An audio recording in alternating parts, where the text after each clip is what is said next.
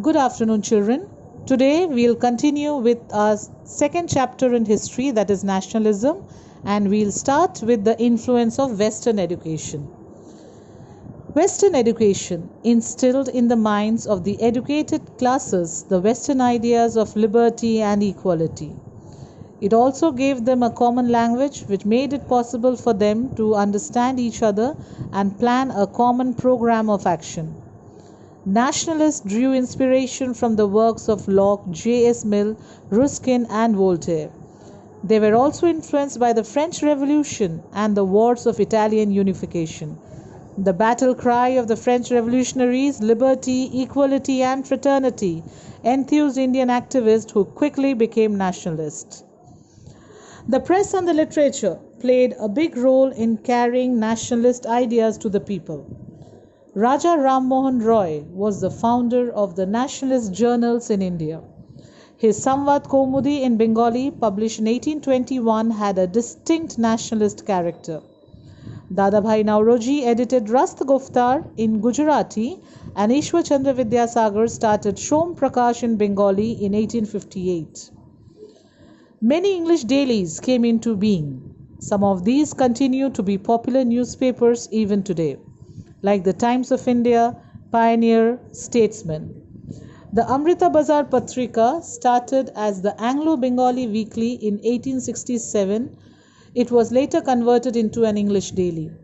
The Tribune was started in Lahore in 1877, and the Hindu started in Madras. Through his writings in the Kesari and the Maharatha, Tilak spread the gospel of freedom and natural rights.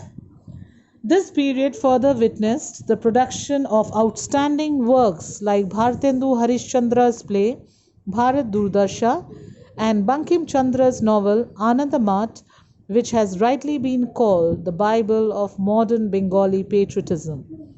Our national song Vande Matram was taken from this book.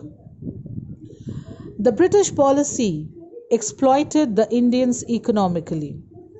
Under the zamindari system, the peasants were left absolutely at the mercy of the landlord.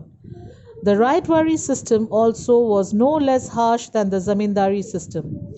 The Indian peasants had to sell their produce at cheap prices in order to satisfy the greed of the moneylenders, the zamindars, and the government officials. Heavy duties were imposed on goods imported into England from India. Further, British goods were forced upon India since she was at the mercy of her foreign masters. The educated young men in India were becoming increasingly dissatisfied with the government because the better paid jobs were kept out of their reach. Surendranath Banerjee, an ICS official, was dismissed from the service on superficial grounds. R.C. Majumdar rightly quotes, "The man who was thus denied an opportunity to serve the British government was destined to be the leader of the great national movement in India." Heavy burden of taxes was constantly on the increase, but the government did very little to promote the welfare of the people. Huge expenditure was incurred on army and the police force to sustain British imperial interest. Insufficient attention was being paid to raising the living standards of the people. We end today's class over here. The next day we'll start with the repressive colonial policies under the British, the precursors and the forerunners of the Indian National Congress, and the Indian National Congress with its immediate objectives. Thank you, children.